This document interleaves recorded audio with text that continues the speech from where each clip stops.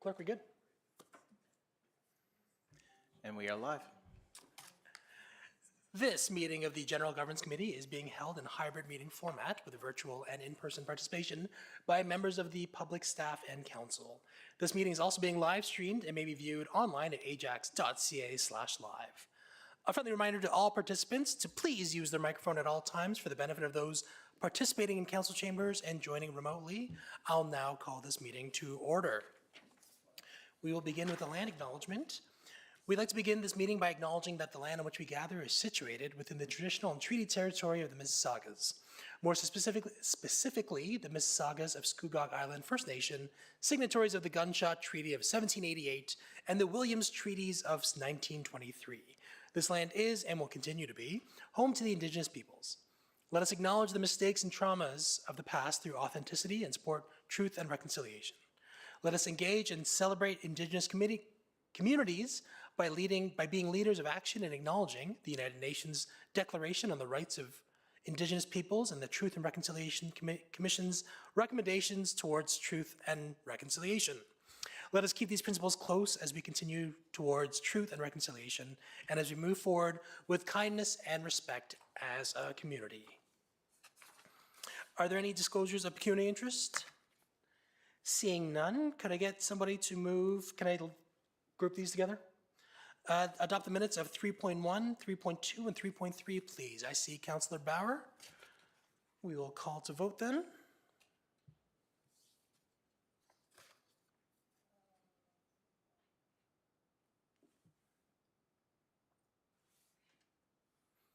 And that passes. Thank you, Council. We now have the consent agenda. Everything except 4.4 was pulled by Councillor Henry. Could I get somebody to move 4.4, please? I see Councillor Henry. And can we vote on that then? Thank you. The balance?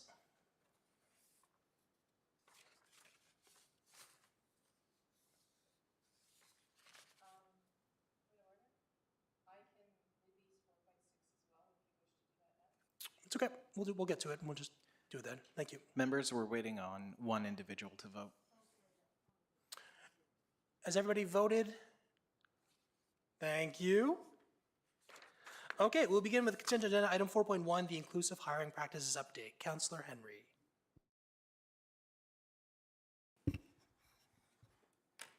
Thank you. So through the chair, my question is with regards to when we speak to diversity and look at the opportunity to practice partner and continue with outreaching, can I ask why I'm not seeing J. Clark Richardson and Notre Dame on the list of schools that we've worked with in partnership, participation, partner, and give outreach to? Both schools have what I would consider to be the highest percentage of diverse students in Ajax in one major location. So I'm just wondering if we have plans to work with them in the future. And who will be taking the questions? Mary Lou, if you'd like to hit the button in the middle of your screen that has a head with a, yep, there you are. Okay. Good afternoon. Thank you, Councillor Henry, through the chair. It is our intention to reach out to those schools as well. Through the report, we were just listing some of the examples. Yes, I realize it was examples, and I wanted to know, like, we have not worked with these schools in the past, correct? To my understanding? I can refer to my colleague Faye, if maybe you could address that, Faye. Hi, through the chair. We have reached out to all of the different high schools throughout all of Durham region, or throughout Ajax, sorry. We have reached out to the schools to find out if we can participate with them, whether it's through some of their career fairs, whether it's also looking at providing them with our job postings for our summer camp program opportunities as well. So we have already reached out to all of these schools within Ajax, including Notre Dame and J. Clark Richardson. Sorry, let me rephrase this. My understanding is we have not worked with them in the past. Is that correct? I'm not sure about in previous years, but I can tell you that this year we have been reaching out to them, and we have done outreach to them to find out about any career fairs, as well as if we have the opportunity to post our job postings with them. Excellent. So I look forward to seeing some movement on that, because my understanding is there is a job fair coming up in the spring at J. Clark. So thank you for that. That's my question. Thank you. Thank you, Councillor Henry. Do any other council members wish to speak on this or questions? Seeing none, I do have a few questions. So you mentioned on point number 3, outreach efforts. We listed about 6 or 7 of them. What has been the success rate in getting applicants through these various programs? Okay. So we haven't exactly tracked yet what the success rate is in getting applicants. I know that there was a high volume of candidates through these job fairs. I know it's certain ones, for example, with one of the job fairs attended by fire services, there wasn't a lot of interest within the field of fire, but there was a lot of education provided in regards to the fire services sector. Are there then thus plans to start tracking how these applicants are coming into us? Yes, that's something that we are definitely looking at, tracking how our applicants are coming into us. And it's something that we're also looking at with our new HRMS system Great. that we are going to be implementing. Point number 5, you mentioned unconscious bias training, and apparently it was a lunch and learn virtual talk. About 120 people participated. Of those 120 people, do we track how many were management or above? Through the chair to Sterling. So Sterling, that was training that was conducted through the Diversity and Inclusion Coordinator. So unfortunately, I'm not able to answer that question, whether or not it was tracked. Sure. Ms. Cruciano, did you want to, or Ms. McLarty? Through the chair, yes, we have it tracked and we have sign-in documentation of who participated. So we could provide that information offline for you. Okay, that'd be much appreciated. And then a follow-up to Mary Lou, what sort of annual DEI training do we have for our staff? So you mentioned in the report, when someone signs on to become a Town of Ajax employee, they go through a litany of various online trainings, I'm assuming. Is there any sort of follow-up, especially with DEI being such a priority, especially with this file? Well, through the chair, again, the Diversity and Inclusion Coordinator, I believe that she does meet with people, sometimes one-on-one and sometimes through online. And so, yes, there's definitely times where people will reach out back to her if there are any kind of concerns. And she would either address those directly, or if it had any impact in terms of HR, then she would reach out to us as well. So in a sense, any sort of DEI training would ultimately go through our DEI portfolio, not through HR. Is that correct? That's correct, yes. Although there is a member of our team, Faye Caliste, who's here today. She participates on the Diversity and Inclusion Committee, staff committee. And so therefore, a lot of these initiatives are things that have been discussed at that table and then brought forward through HR to implement. Okay. Ms. Cruciano, is you standing up? Thank you to the chair. Just to also add on to Ms. Cosentino's comments, with the workforce census, there were a number of recommendations on enhancing the town's current training offerings related to DEI. So that is one of the takeaways that the staff are taking away to formalize and increase the number of mandatory trainings that we have related to these. Okay, that is helpful. I have one last question. It's regarding point 8. You mentioned identifying HR services training for the recruitment team. One of the points, the first one, was the Transformative Recruitment Practices Certificate. I'm a layman. What are examples of transformative recruitment practices? So that's kind of looking at some of the trends within recruitment, as well as we were looking at some of our current practices that we have and what we can do to make them more inclusive. So simple things such as maybe in an interview process, some candidates may not want to or have a hard time when you're just asking questions. So having the question sheet there for them to actually go along and read the questions in the interview so that it helps to ease them, and they can also circle back and look at the questions. So it's just looking at different approaches, different techniques that we can implement ourselves that can be transformative, that can be helpful to our candidates to make the experience more inclusive. Looking at some of our job posting language to see if we can edit some of the wording to make it more inclusive, as well as also looking at some of our strategies in terms of how we are advertising our jobs and promoting the town of Ajax as well. So these are all things that we're taking back and looking at implementing. Okay, that is incredibly helpful. Thank you so much, both of you, for your answers. I'm very much looking forward to implementing a lot of these points. It does align to the census we had just taken, and hopefully we see some of that transformative change that we've been asking for as a council, I think, since 2018-ish. So thank you both for spearheading this. Any other questions from council?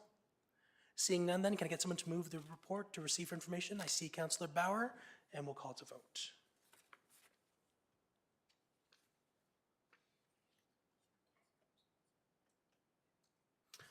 Thank you. Moving on to item 4.2, the Housing Accelerator Fund. We have Councillor Henry. Just requests. No, you had it. Sorry. Speaker before me. Thank you. Thank you. So before asking my question, I'm just going to read a part of the proposal because it leads into the question through the chair to Ms. Cusciano. So the funds the town will receive are not permitted to be used to actually build housing. These funds are incentives for taking the above steps to facilitate housing to be built in Ajax. Staff estimates approximately $2 million is requested to complete the incentives as outlined above. This leaves about $19.9 million plus accrued interest in incentive funding that can be used for housing-related or community-related infrastructure that supports growth resulting from new housing. These funds must be spent and projects completed by March 31st, 2027. So my question is, and when I look at another part of the report that says establishing a development partnership model as blueprint for engagement with private partners to build residential units, and we're referring to Pickering Village. My first question is, why are we not trying to duplicate a similar project to that of Pickering Village somewhere else in the town while partnering with the region to create affordable housing, knowing that we are also bringing in someone to help facilitate that within the framework funding? Through the chair to Councillor Henry, thank you very much for the question. So first, the recommendation around the Pickering Village is to develop a blueprint, because right now the town, has never undertaken a project like the one that was envisioned through the Parks and Rec Master Plan. That project envisions that a town-owned community facility we would partner with a residential developer to develop a complex that would have a variety of services alongside the residential houses. Because that's something that the town has never done before, insofar as we have a vision, we will have a concept plan, we know which services we want, we know the types of communities that we want to service and the types of units and exactly what that building would look like.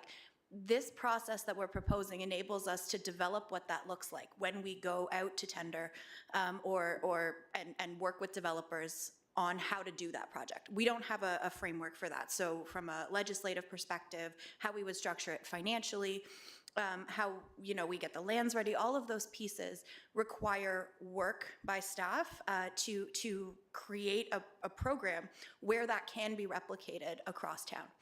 So I'll start by saying that this is a pilot project in using the Pickering Village. The component on the affordable partnerships to build more affordable units and other types of creative housing. These are, these will be ongoing projects that will be completed concurrently. So the timeline is by March 31st, 2027.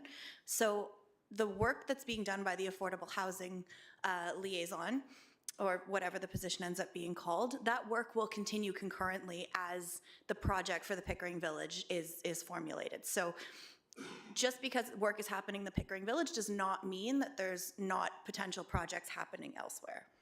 So then, with regards to that, when we look at the other part that you've mentioned in here, which is the ARC and the fairgrounds, from my understanding, both of these projects were already passed in the capital budget that we just did, correct? The mayor's budget, capital part of it, it's already been passed. Through the chair, a portion, to Councilor Henry, a portion of that budget was included in the capital budget, yes. So are we now saying that we're putting that money back into the capital budget and using the HAF funding for this? Through the chair, yes, that is the intention, that the $1.4 million that was budgeted in the capital budget was from the Strategic Initiatives Reserve, I believe. That funding would be put back into the reserve, and any costs associated with the construction of the fairgrounds would be funded from the HAF money. So what if this project, and I believe it will be successful for Pickering Village, I see a lot of hope and success in this project. What if we decide, or you decide, staff decides, hey, we want to bring forth another project because we are looking at land that we own, that the town owns, that the region owns, that the province owns, and we want to partner? Will the funding be there to do that, to replicate that again, if we're using the funding for ARC? So through the chair, I will say that the balance of the funding that's, you know, in the report, it speaks to about $10.9 million that's being set aside for future planning. I think staff with this report, first of all, any actual contract award or work initiating on any of the projects are going to come back to council and be presented. So I think that's key. So this is not, you know, kind of a carte blanche approval from council here. This is just a sort of a providing you guys with some information, providing council with some information about how these funds might get used. So when it comes to another project, that would be something, if staff identified that that was a priority, it would be brought forward. But to your point about if that $10.9 million will be enough, right now, staff are only looking to prioritize the 3 that are in this report because of resource issues. So the Parks and Rec Master Plan endorsed the plan for the Pickering Village. It endorsed the plan for the expansion to the ACC. And there is a direction from council through the capital budget to work on the fairgrounds. So staff want to prioritize those and get some work going on those. And then after, you know, we have that work completed after the first year, we'll have a better sense of where staff will recommend the funds to be assigned to after that. Okay, so I was looking for my phone for a reason, because I want to make sure that I'm saying this correctly. I had consultation with a ward resident that was concerned about where the money is going. And this is a person that's a project manager, a civil engineer. And when I explained where the money was going and why it couldn't not be used, I explained, we as a town, we do not build houses. We work with folks that build them. We actually do not build them ourselves. When I explained where the money was going, showed the report, questions came about, well, why isn't, how is that helping with the housing crisis? How is it helping with this? How is it helping with that? And your report was very thorough, very, very well done. I would like to give this feedback, if I may, that communications look at how to put that messaging out so that that question is answered. Because if I'm having that conversation with a civil engineer that has further questions and is not understanding about the housing accelerator funding and why we're not actually using it, I think that I'm going to have a lot of those questions and more too. And I'd prefer that we are ahead of the game in answering those questions through communications. Through the chair, thank you, Councilor Henry, for your comments, and we'll certainly take them under advisement. Thank you. Thank you. Regional Councillor Dias. Thank you. Thank you for the report. I'm really pleased to see that we're going to be hiring an affordable housing liaison position. And I think that's really important.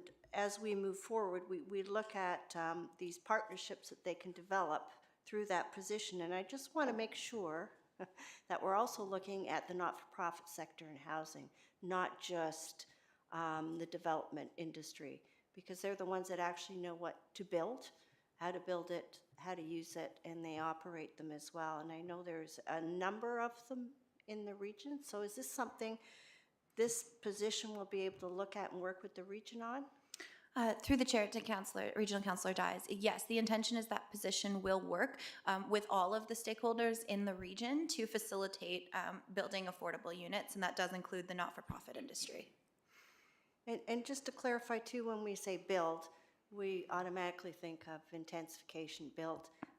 But we'll be also looking at, in these older properties where there is affordable housing or not-for-profit housing, I should say, they do have bigger properties. So it could be just an addition onto an existing building. Will that be looked at as well? Through the chair, yes. Any and all options will be reviewed by the staff lead. Thank you. Thank you. Seeing no other councillors on the queue, we will call the vote.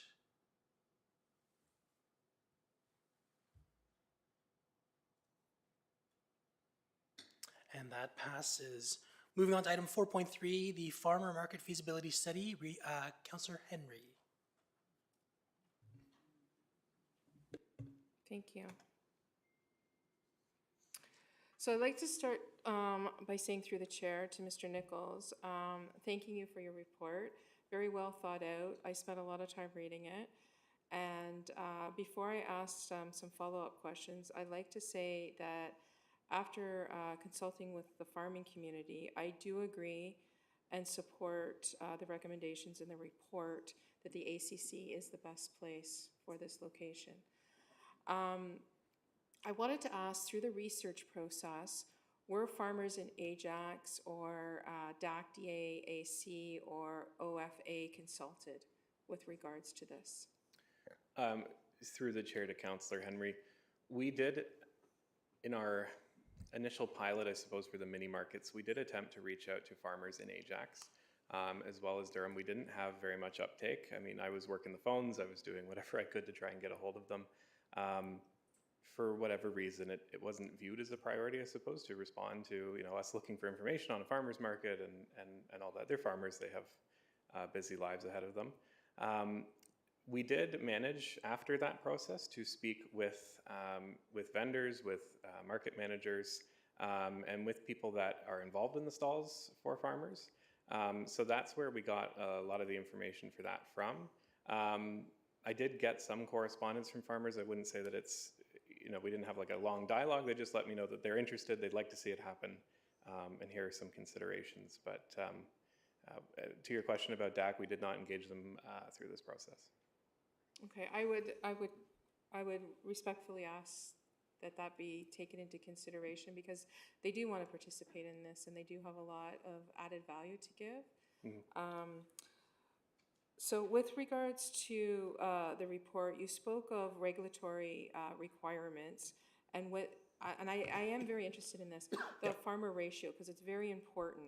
I'm noticing in the report you mentioned 51%, and is that a threshold for something? Because I was led to believe it was a 70-30 split for what is considered to be a farmer's market versus a vendor's market, and there is a difference. So the 70-30 split, I believe, it refers to more just, there's no threshold of that nature in law, but people typically like to see more farmers than they do vendors, and that's kind of a guideline. When it comes to the 51% number, that is through the health department and through the Ontario regulations. If you are below the 51% threshold of farmers at the market, then there are certain regulations, and please don't ask me to go through them, I'm not a lawyer, but regarding food handling, food preparation, things of that nature, that get lessened. So it becomes easier for farmers to attend the market and to sell their produce without being burdened by all of the regulations one would expect at an event like Canada Day. It's not to say that there aren't food safety checks, they're just more in line with what would be appropriate for farmers. There's also provisions above the 51% threshold where local distillers and brewers are able to sell alcohol, as well as wineries, without needing a special occasion permit or anything like that. You can't drink at the farmer's market, but you can purchase something to take home. So with those two considerations, not having that 51% threshold would make it more difficult to host a farmer's market, but not impossible. It just wouldn't have quite the same flavor. Are we looking at, do you have a goal in mind of like a 70-30, a 60-40? Does the team have a goal in mind, or are you just starting with the provision of the 51% or higher? I think at this point, through the chair to Councillor Henry, we're seeking approval to move forward with this project. The exact details of where it will be held, time of day, number of vendors, and what type, I think that's still to be determined based on how we move through the process of getting this set up. Okay, fair enough. Will the farmer's market, will the farmer's market consist of Ajax farmers only, or will the Ajax farmers be given preference?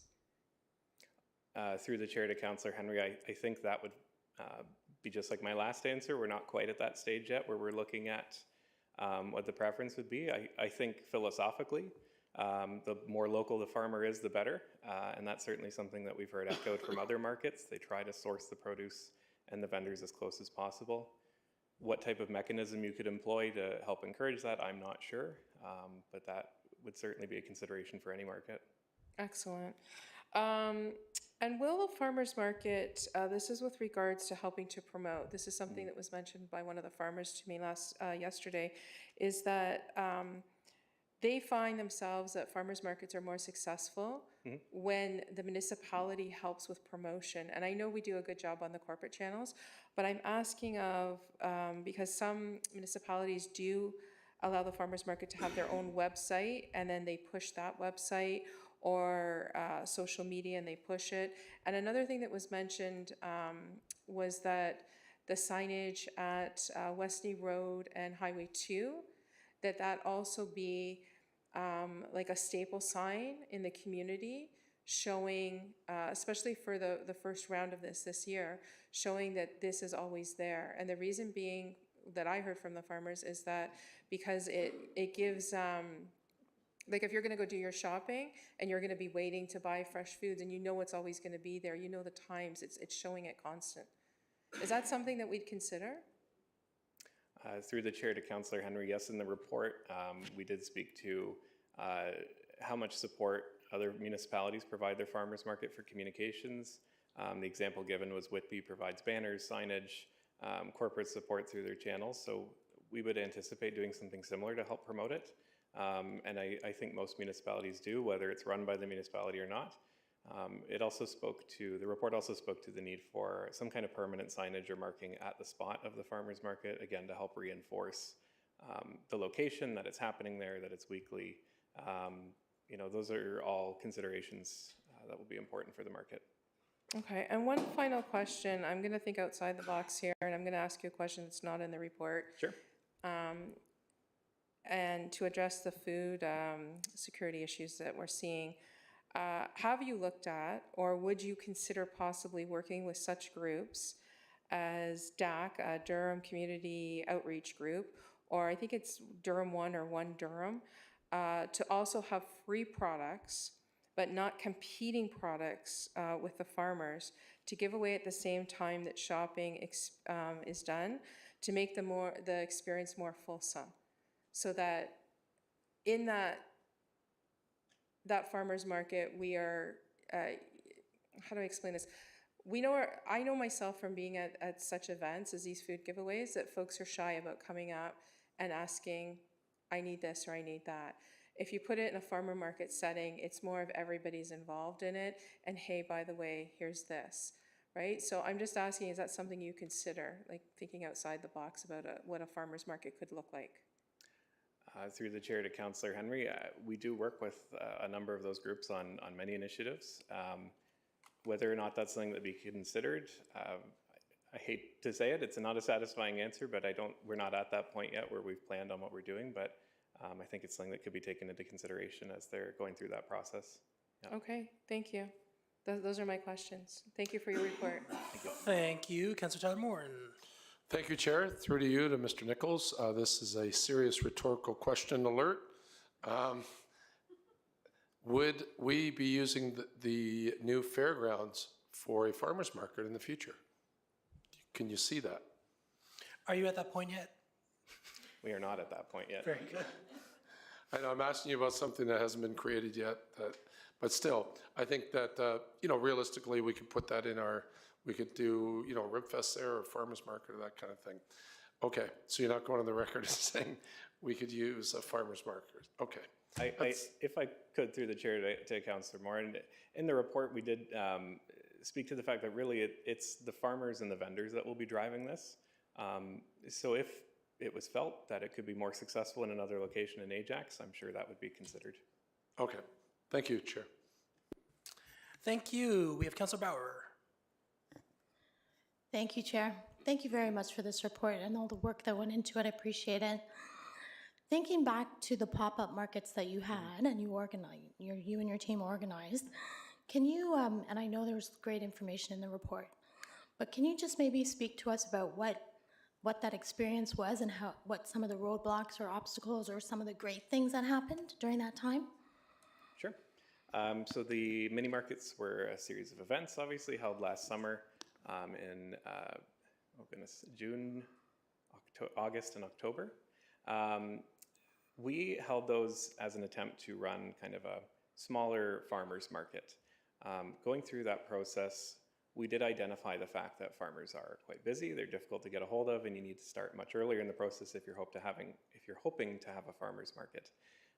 Notwithstanding that, we chose to move forward with the market as a mini market and have vendors involved and see what came out of it, any lessons that we might be able to learn.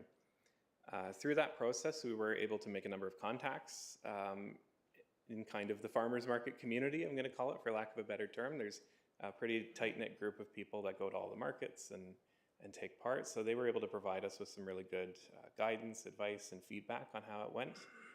It gave us the chance to try out different locations, to work with town staff internally to see what any hurdles might be if you're trying to do this going forward. So there were no major roadblocks encountered aside from the difficulty securing farmers. And I think the big takeaway for us was just a lot of information and contacts to help inform the report today. I went back frequently to the people that we met with or spoke with. Even just having them happening in the community caused people to reach out and say, I would love to have a farmer's market, how can I help? Here's my information. So it really provided a good source of data for us to go back to and to refer to and kind of gut check against. That's wonderful, thank you. And is there any expectation of when the market will happen in 2024, the first one? Through the chair to Councillor Bauer, they usually start in May. It would be up to the people organizing it to decide when they want to start it, but May or June is typically when you see the market start. Thank you very much. Those are my questions, Chair. Thank you. Regional Councillor Crawford. Thank you. In my early stages of being a local council, tried to get a farmer's market at the Pickering Village. It is no easy task. And I want to thank you for all the work that you put into this, because you make it sound like it's very matter of fact and just did it. And I know that it's a lot of work. So thank you very much for going after this, because I really think that it's a good thing for the community. So thank you. Regional Councillor Dyes. Thank you. Through you. Chair, just a question about some of the other markets, and I know you've done a lot of research. Were you able to go and look at some locally that were close by? In my personal life, through the chair to Councillor Dyes, I do go to the Whitby market quite frequently, but I did check out some of the other markets to get a sense of what they have and what's going on. They're all kind of different in their own ways, which was interesting, and it'll be exciting, I think, to see how Ajax's comes together and what it looks like. Yeah. Well, I know the community has been asking for one for many, many years. As Councillor Crawford alluded to, we've been around this, I think, a couple of times. And it's no easy task, as she says, and finding the farmers is difficult. But I have to say, I visited the Whitby one, and cycled there, and it's a destination point once it's established, and there's a lot of benefits to the local businesses in the area, because if you're going to the market specifically, you might stop and have something to eat for lunch or whatever. And I think the municipality there did a great job of publicizing, you know, the event, and they had a great space for it as well. So it's worth having a look at. So thank you. Seeing no other speakers, we will call to vote that the recommendations are council direct staff to undertake a 2024 farmers market, and staff report back to council on the 2024 farmers market in the last quarter of 2024.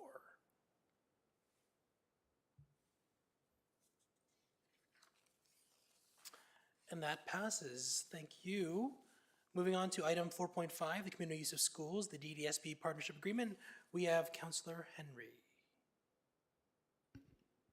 Thank you, through the chair. So I did send out an email this morning and had a reply with regards to this, hoping to release this to go on. But I did have a follow-up question to Director Vita through the email that I received.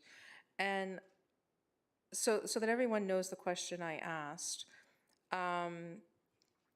I wanted to know if the town of Ajax had also had an agreement with the DDSB regarding use of schools relating to J. Clark Richardson. I thought something had been put into place with regards to the auditorium and possibly the gym. So I understand that, and you know what, I'm gonna let Director Vita speak to his response to me. It'll just be easier. Director Vita?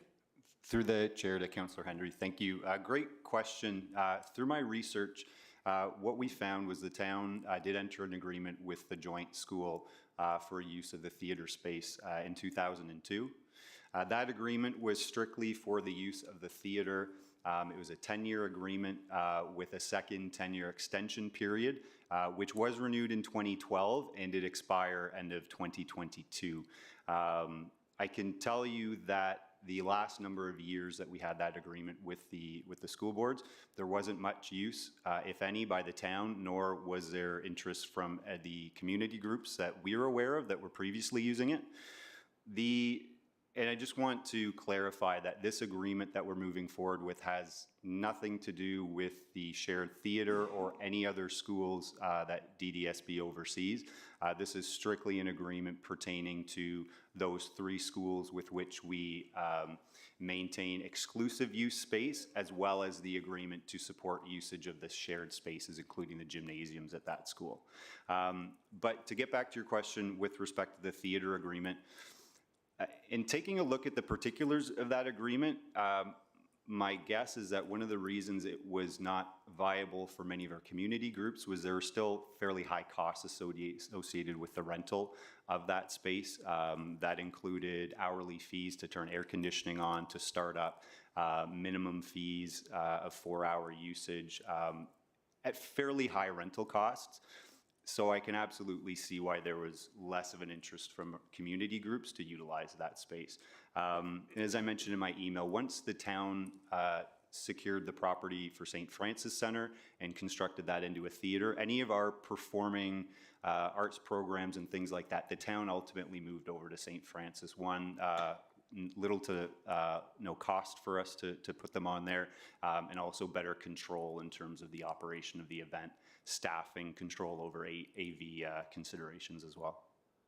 So Excellent. I hope that answers your question. That more than answers my question. Thank you. Much appreciated. Thank you. Regional Councillor Crawford. Thank you. I know for a fact we did pay for that theater, and we got literally no opportunity to use it. I think the agreement was under a different agreement with the community use of schools for that specific theater alone, because I know I became a trustee when that came online, and I know that Mayor Parrish was a sticking point for him for sure. But my question, and I realize, if I may, Mr. Chair, it's a little off what this is. Is that all right if I go ahead and ask? When I became a councillor, I used to use schools all the time for community meetings, and they seemed to work very well, only to find out that it doesn't work so well now, and I don't understand what broke. So we were standing, we had booked Pickering High School, we are standing outside of Pickering High School with our permit, with 30 people. And they go, we knew nothing about it. Do we not have any kind of agreement with the board at all? Like, do they not have any level of communication whatsoever when people are trying to book their facility? I won't do it again, but I'm just saying, I think it's highly unprofessional when we are paying to get in and they are not communicating properly. Through the chair to Regional Councillor Crawford, I can confirm we've heard similar type of feedback from user groups. What I will say is the agreement that we have for those 3 community schools, we tend to have fairly good service in terms of access, entrance, and we really haven't had some of those issues that we've seen in the past over the last number of years. But if that's happening at other DDSB schools, I can't really speak to those, unfortunately. Understood. I will not use them again, ever. Thank you. Ever. Can I get a mover for the report, please? We see Councillor Bauer, and we'll call the vote.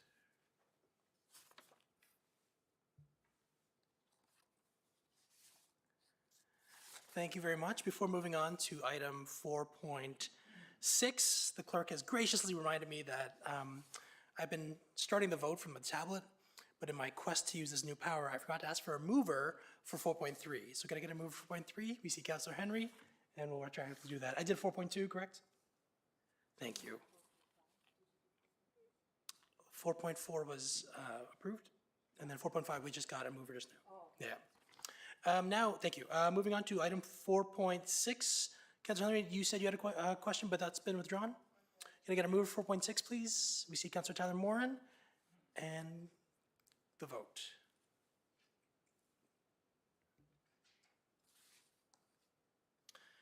Thank you. Now moving on to item 4.7, the 2023 Integrity Commissioner Annual Report. We have Councillor Henry. Thank you. So through the chair, this is a statement, and I want to ask the question: do we have the Integrity Commissioner online? Through the chair, yes, we have Janice Atwood online with us this afternoon. Excellent. So in the report, it says, during the period covered by this report, we have not had the opportunity to provide education and training on the Code of Conduct to Council. So my question is, would you like the opportunity, and what would the benefit be?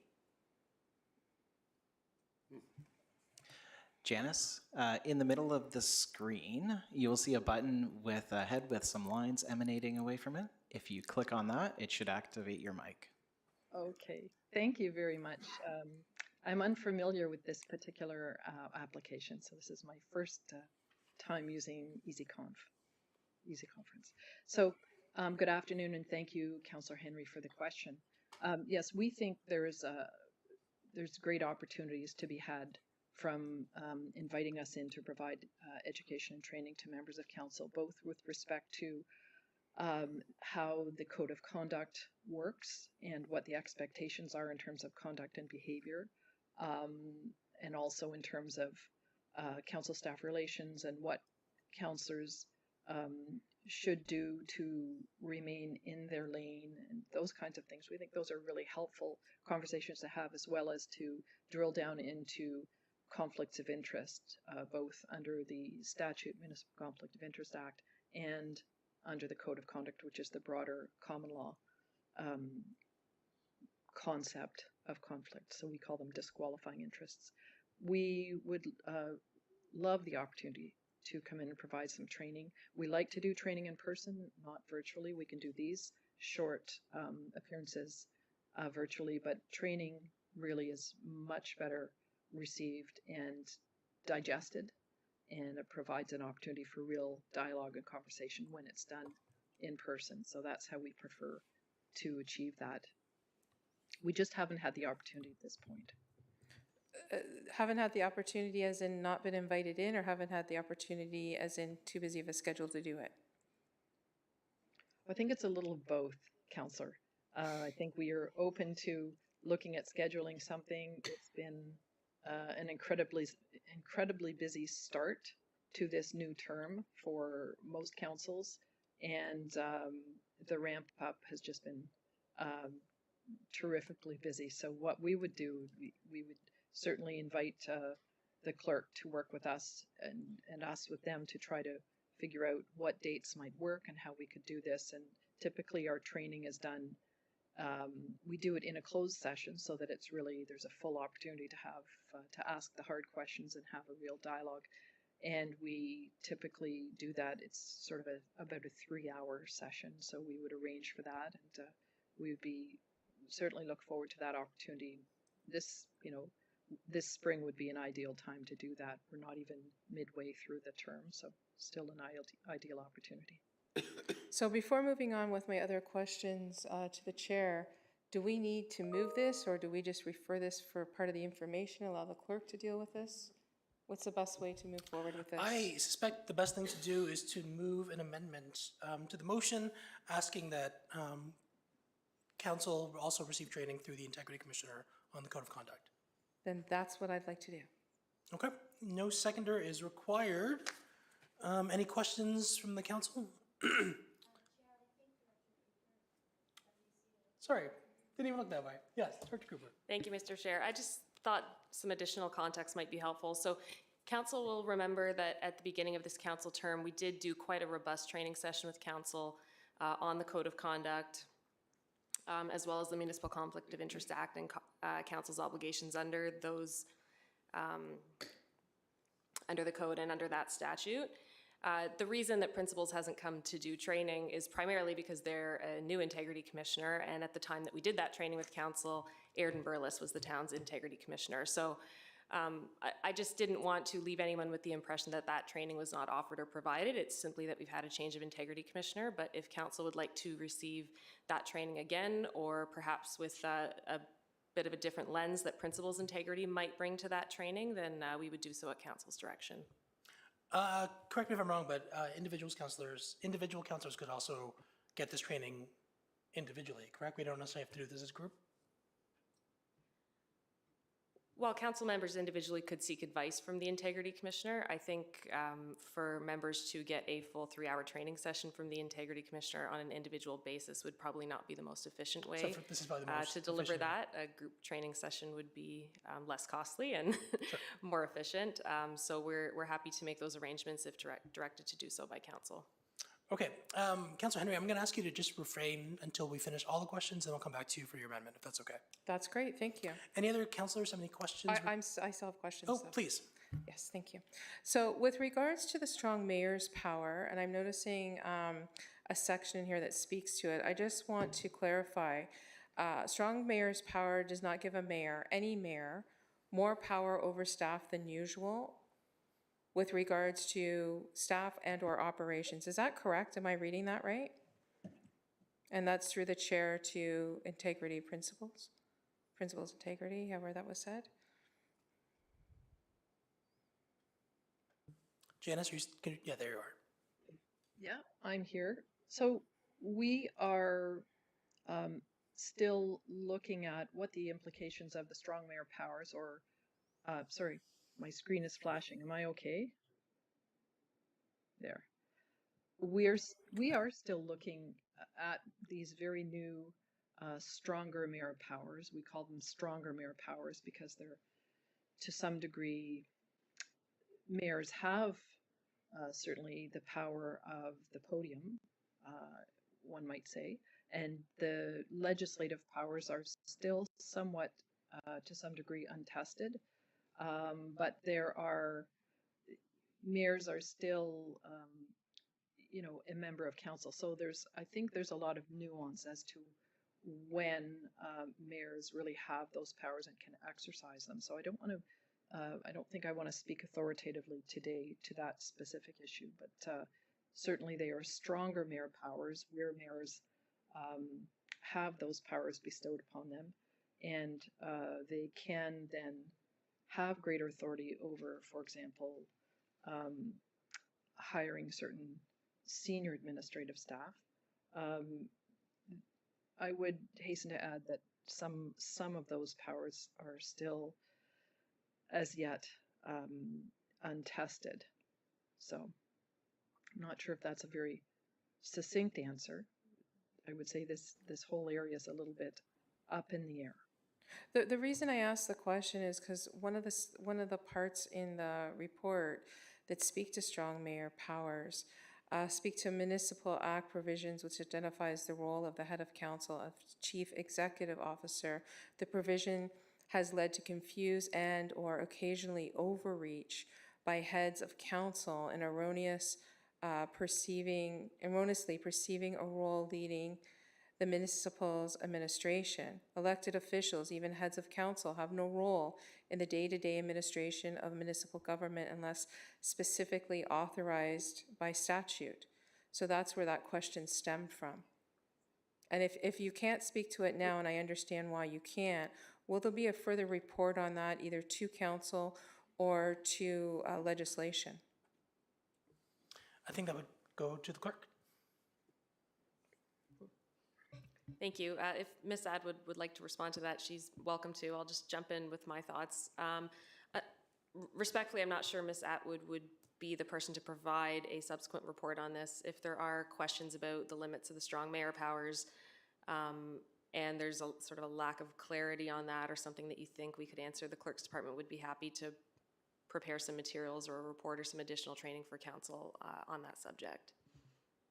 But as Ms. think if Atwood I has could quite pick- properly noted, a lot of these questions remain unanswered until they're tested in the court or some other venue. And I just want to piggyback on those comments, and that's absolutely correct. And I think the comments, Councillor Henry, that you are referencing are in part sort of general guidance that, notwithstanding some of the language in the Municipal Act, which really has been there for well over a decade, the language around the mayor being the CEO, that language did cause some confusion when it first was planted in the Municipal Act, continues in some municipalities to cause a little bit of confusion in cases where, and these are not really speaking directly to the strong mayor power, it's more this idea that the mayor is a member of council and is not stepping into the shoes of, for example, a CAO. And the confusion sometimes arises in smaller municipalities where the mayor may, believe that the CEO puts them in that role of, what we think of as a corporate CEO. A corporate CEO is the head of the administration, whereas a CEO, the way the Municipal Act is using it, it's not intended to be the head of the administration of a municipality. And even with the strong mayor powers or the stronger mayor powers that have now been bestowed on a few mayors, it doesn't put them in the role of the head of the administration. There are certainly additional powers that can be assumed by the mayor, but it was never intended, I believe, certainly even under the strong mayor powers, to place an elected official into the role of the head of the administration. So that's what those comments are intended to separate that a little bit. Thank you, because that actually did answer my question, so thank you. You're welcome. Thank you. So the only other question I would have, and I'm not sure this is the place to ask it, but what's the difference between the Integrity Commissioner role and that of the Human Rights? And if this is not the place to ask it, I can take that offline. What's your question exactly? I'm asking what's the difference with regards to when a complaint is filed where a person goes to the Integrity Commissioner versus that of the Human Rights Tribunal. What's the direction? I think, if I may, and Ms. Yeah. Abbott would correct me if I'm wrong, one deals with the Code of Conduct of Council and one is a literal human rights issue. Thank you. Am I offside there, Ms. Abbott? You're right, and I just want to add to that, if I could, that Please. if a complaint about a human rights, a perceived contravention of the Human Rights Code by an elected official, a member of council, were to occur, that individual could bring the matter to the Integrity Commissioner or might go to the Human Rights Tribunal. If that matter came to the Integrity Commissioner, we would look at that under the rubric of the city's policies.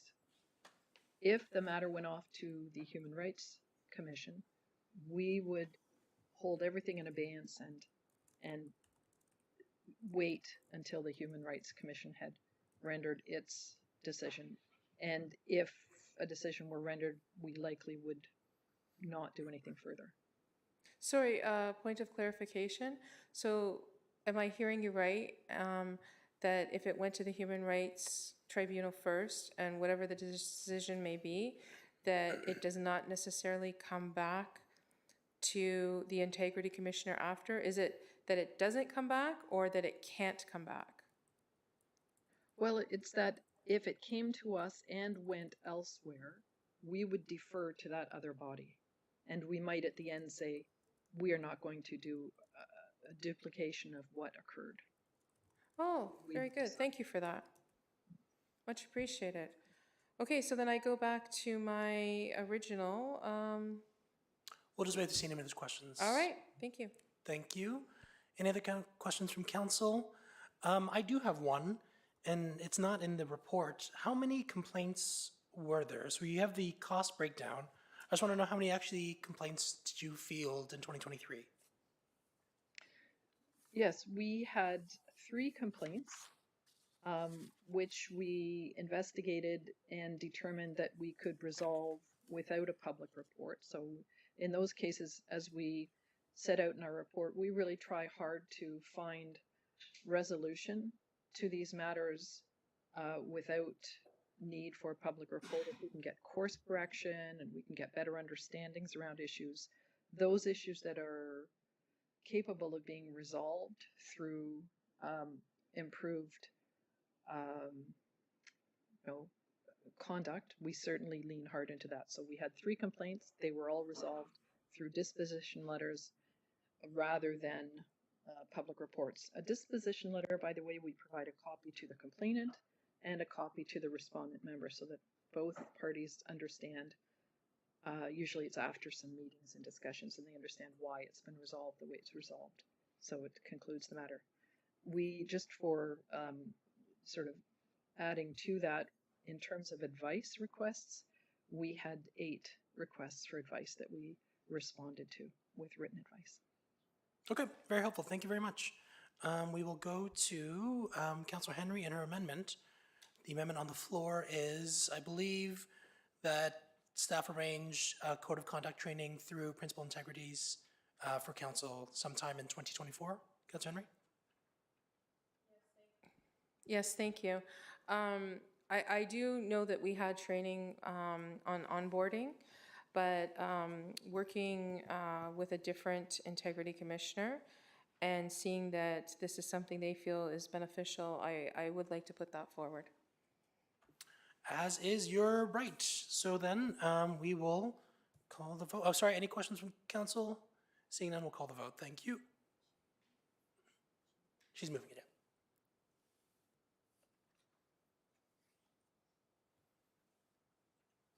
in. And that passes. Councillor Henry, do you want to move it as amended? And as amended, that the 2023 annual report of the Integrity Commissioner be received for information. Start vote.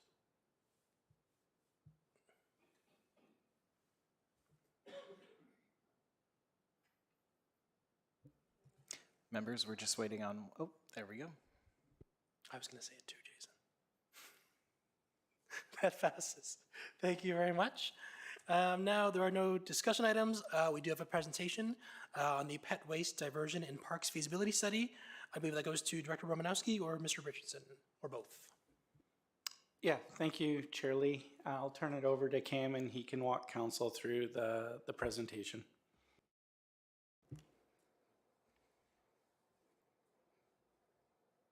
Good afternoon, Council. Thank you for having me today. My name is Cameron Richardson. I'm the Supervisor of Sustainability and Climate Change with the Town of Ajax.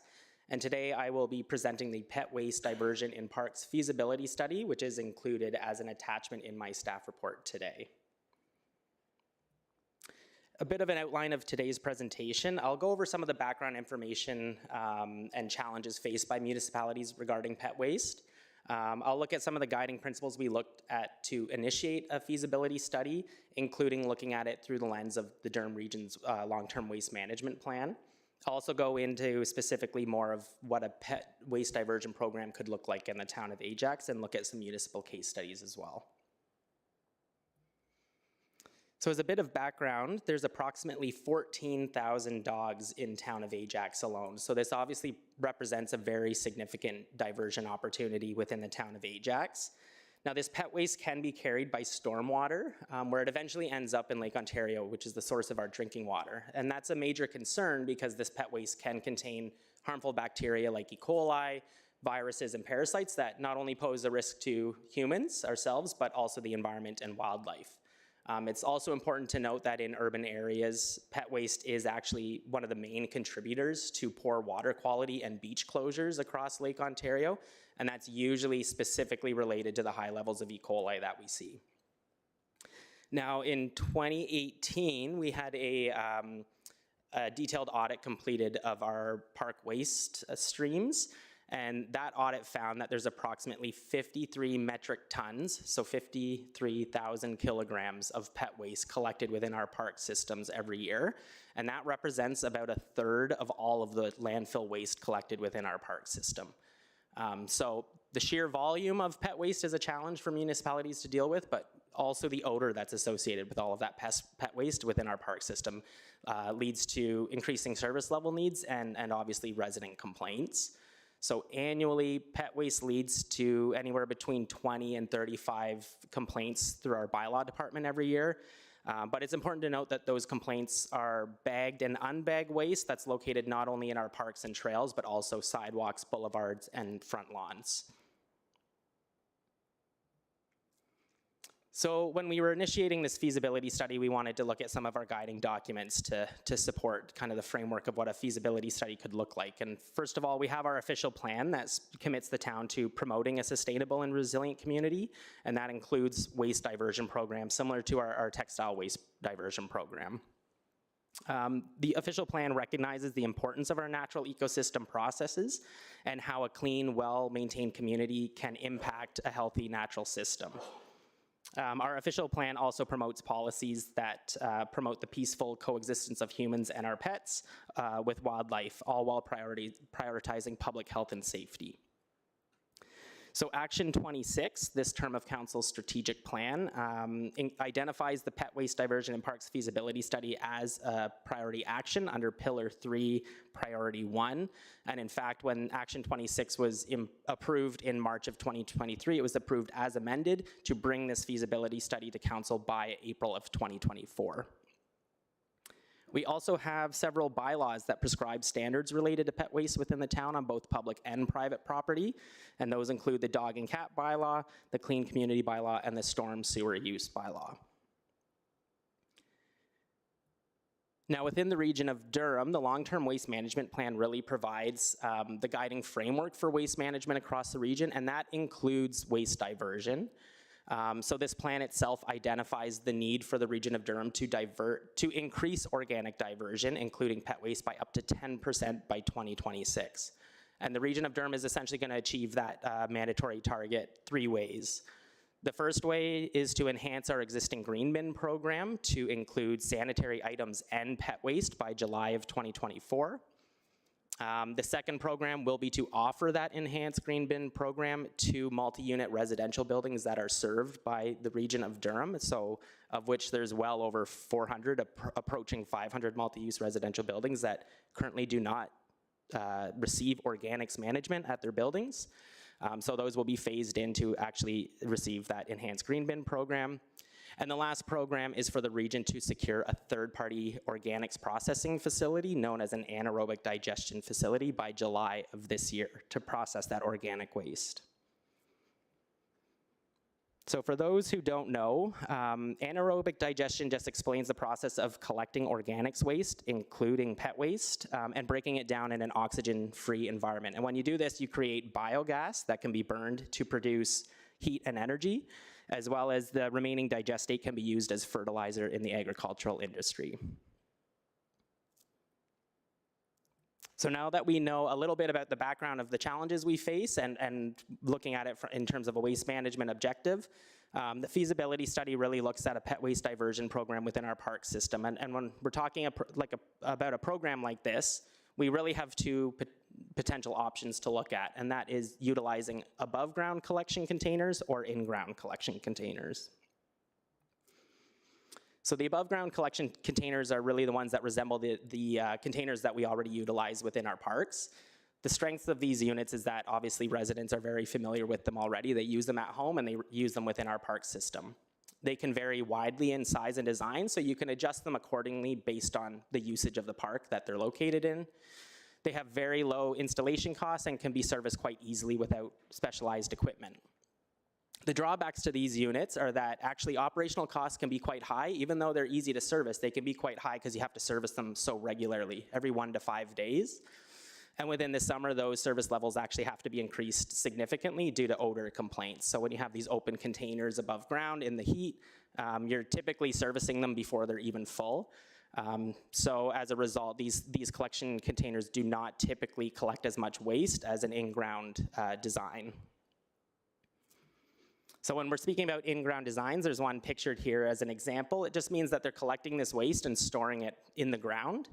The strengths of these units over the above ground units are that they collect and store a high volume of pet waste. And this unit pictured here actually stores roughly 550 liters of waste. And the other big strength of these units is that because they are stored underground where it's cooler and out of direct sunlight, odor is significantly reduced or even eliminated.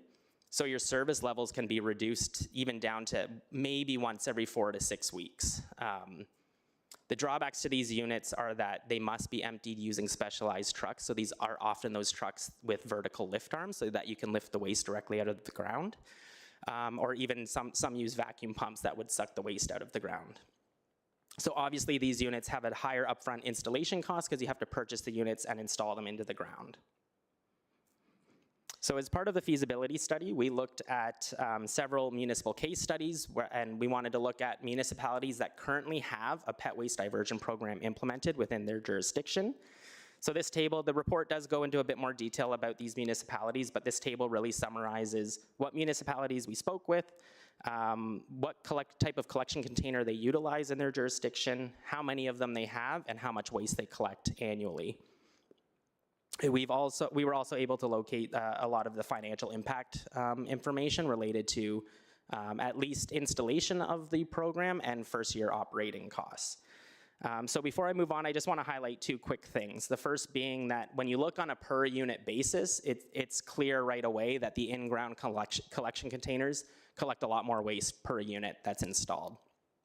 The second thing I want to note is that all of these municipalities started their program as a 1-year pilot program, and all of these municipalities, regardless of what type of collection container they've used, have continued to expand that program because of the success of it and of the positive feedback that they've received from staff and residents.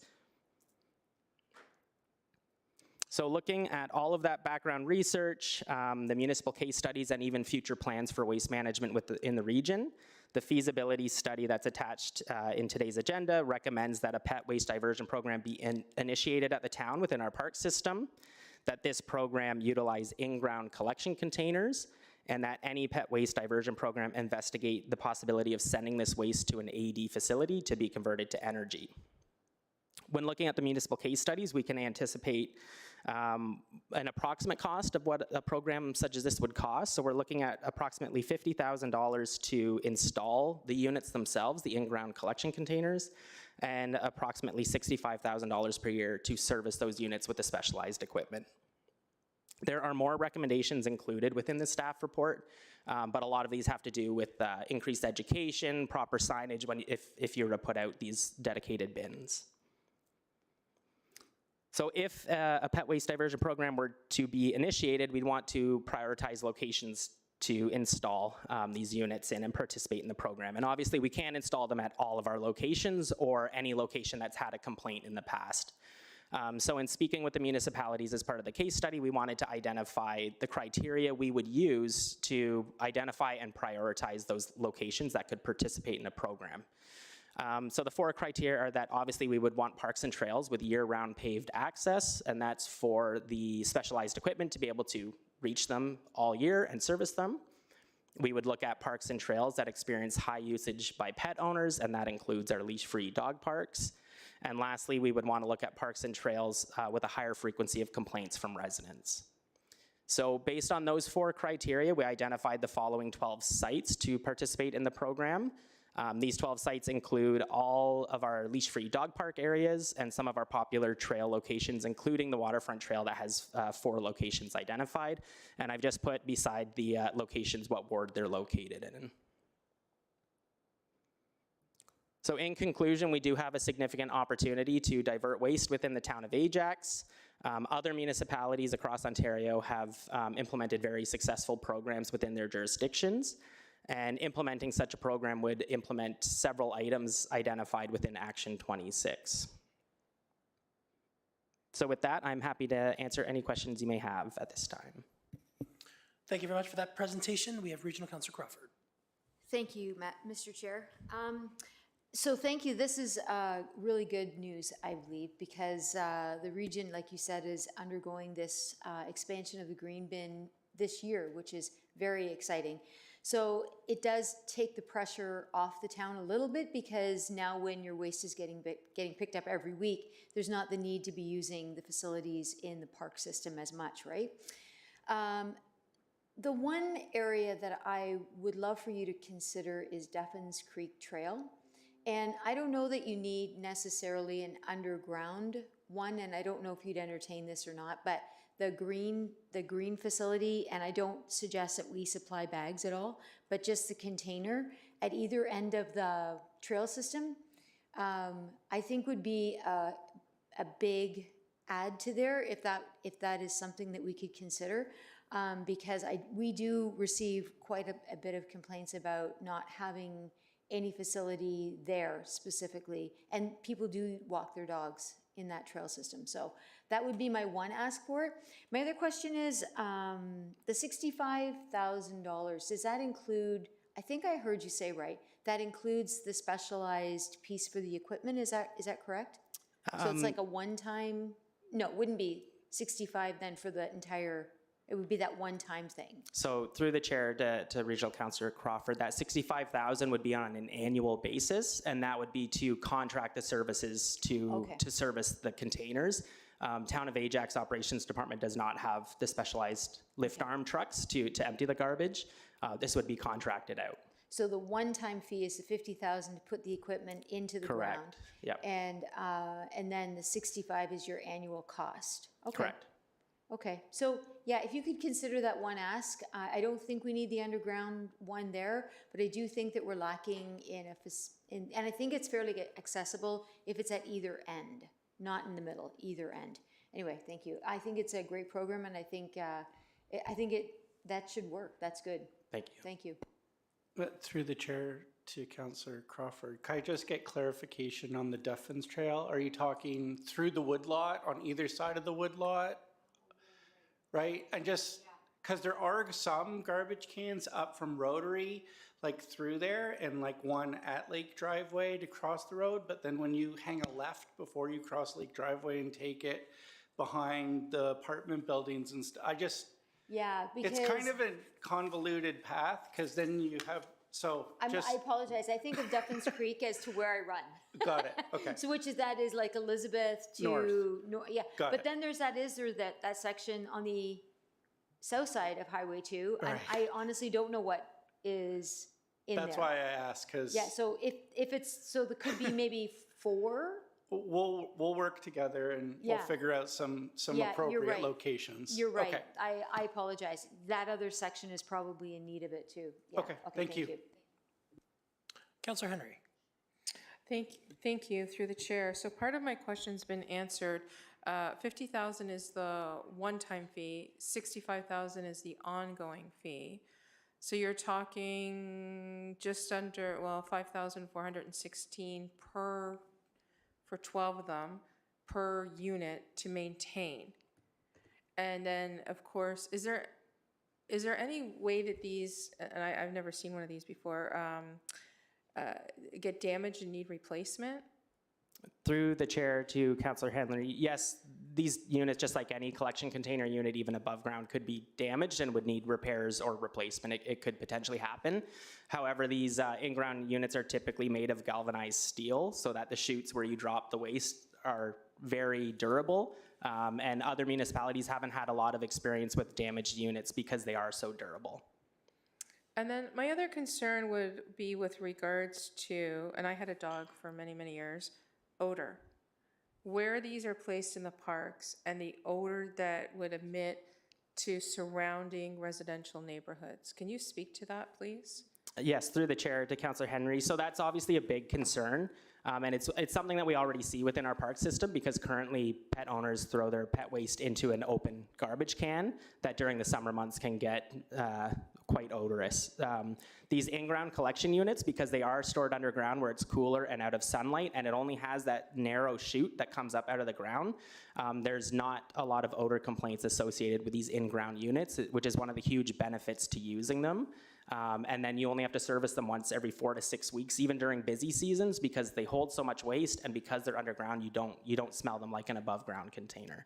So it's not to say that there won't be any odor associated with it, but it's significantly reduced, which limits the service level needs for those units. Okay, so I think I also read in your report somewhere where it said that in the summer months it might need more servicing more frequently because of the heat. Is that correct? Yes, that's correct. Definitely the above ground units would require sometimes multiple times a day. The municipalities that have these smaller units that you're emptying them before they're even full because they smell so bad during the summer months. The in-ground units, no municipalities that have installed those units have had to service them more often because of odor. They have to service them more often because they get filled up and used so much. And we're only talking about the in-ground units. Yes, for this recommendation, yes, but the odor are really associated with the above ground units. Okay, I need to say that because I don't want to be getting tons and tons of calls from Ward 2 residents complaining about this and how close it is to their home. So I'm bringing this point forward now, my concern, so that you can assure me that that is not going to happen, correct? These units have to be placed in areas where they can be serviced, and if they're next to leash-free dog parks, it would be where the entrance to the dog parks are. So the benefit of these units are that they significantly reduce odor. They often eliminate any odor concerns at all, but it is pet waste. There could be odor associated with the in-ground units as well, but it's significantly reduced.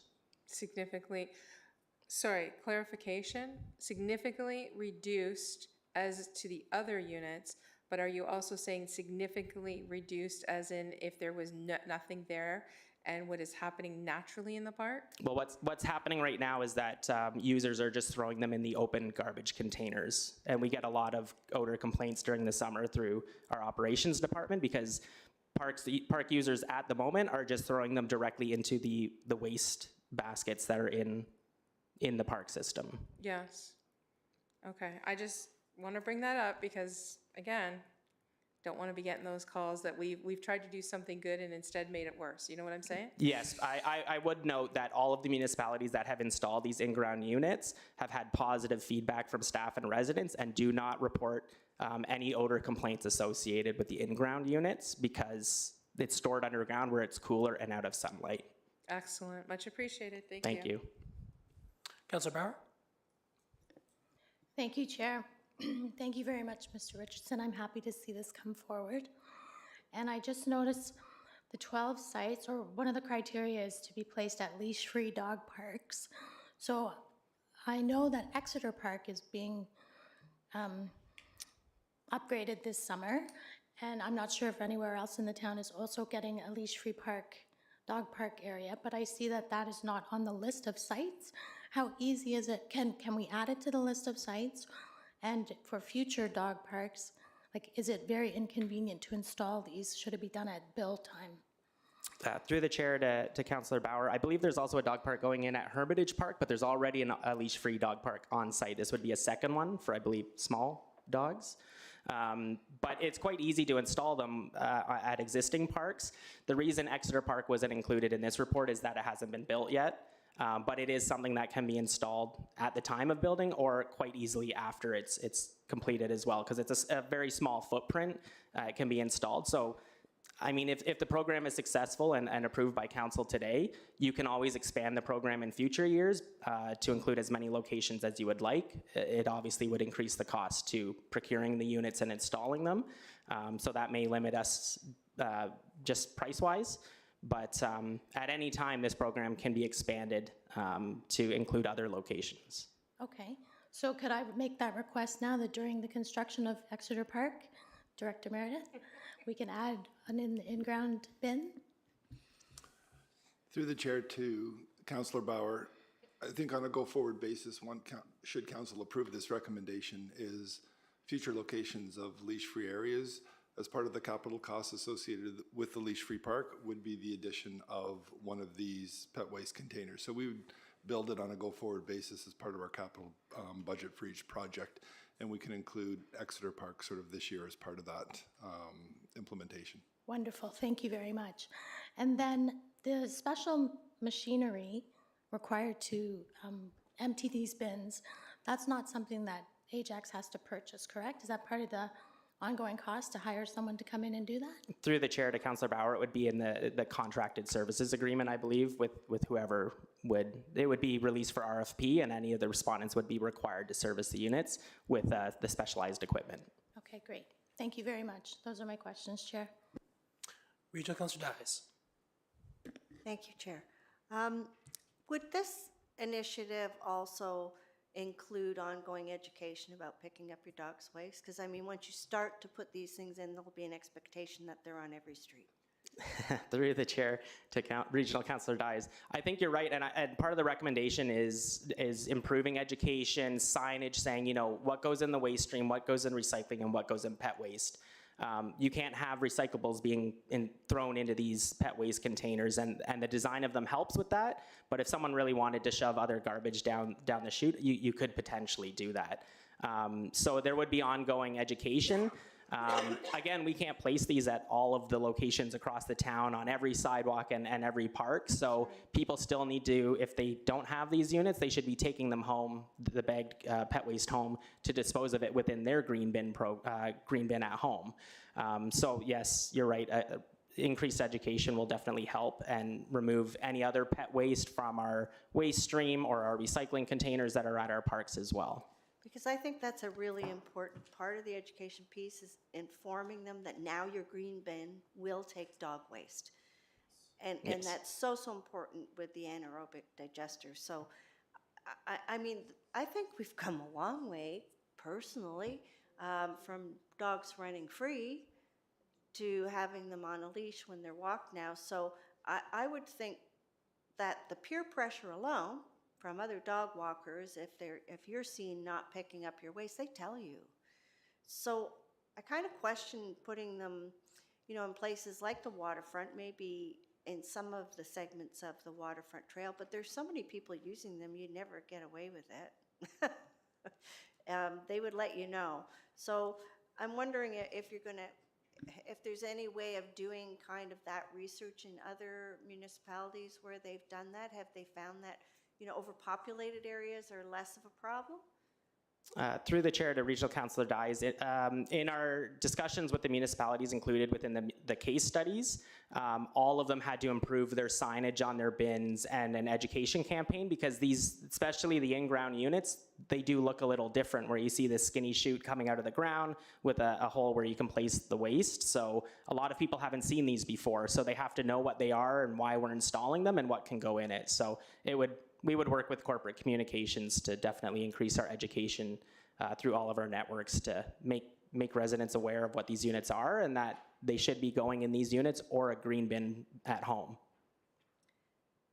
And my last question would be about the Duffins Trail, particularly at the bottom of Clements Road, where you have the lime trail, crushed limestone trail there. And that seems to be a problem with, I think people, if the dog does it right at the beginning of the trail, they put it down because they're going to come back and get it, and maybe they forget. But it is a particular problem there. But the real problem is, because of the field area there, that many dog walkers just let their dogs go. And it just makes me cringe. And they put them, you know, they let them go. And I remember somebody telling me this. They had they were with 4 dogs. There were 2 people with 4 dogs. They let them go at the beginning of the trail. They do their business, and then they can go on and do something else. They didn't leash them for that reason, to let them do their business. So I think there really needs to be that education about, hey, that's going right into your drinking water, right down the creek, into the lake, into the plant. So anyway, that was my last comment, and I really hope you keep up those educational pieces. Thank you. Thank you. Councillor Tyler Moore. Thank you, Chair. A lot of talk about dog waste. Thank you, Mr. Richardson, for this. I think this is an exercise in, could be in a civics class, because we brought this motion forward, Marilyn Crawford, Regional Councillor Crawford and I, back in April of last year. You're coming through with the report now. I'm excited, and I'm very excited about the green bin. There is a question here, Chair. So thanks for all your work on this. So I'm thinking education and follow-up. It seems to be the ask of all council, not to speak for council. But as I totally agree with my colleagues that, maybe through our comms and CAO's office, it's imperative that people know about the green bin. It's imperative they know about to respect this, just to get it all out. Also, a follow-up. Maybe, I don't know whether or not we schedule it, but just I'm assuming this could go pretty well. And then the other places that some of my colleagues have already mentioned, I have some in my head. So is that something we can anticipate maybe? Yeah, through the chair to Councillor Tyler Moore. Yeah, of course. If you have complaints that are coming in through your council emails or you're hearing in person, we'd love to hear about that, so we could, if this program were to ever expand, we can expand locations or deal with problem locations. We do get locations identified through bylaw complaints, but if they're not going through the bylaw complaint process and it's coming directly to your inbox, then we would like to know about that so we can keep track of it. I don't know if it'll necessarily be a complaint. It could be, oh, that's great. Can we get one, in this location? So that kind of thing. Anyways, thanks very much for your work on this, and really look forward to it coming to fruition. Thank you, Chair. Thank you. Thank you for the comprehensive presentation on how to get rid of dog waste. So there are 3 recommendations that come with this. Can I get a mover for them? We see Regional Councillor Crawford, and we will call the vote.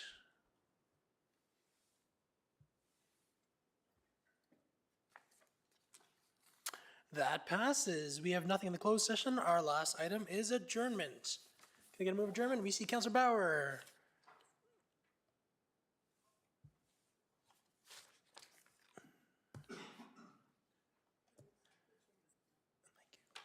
Thank you.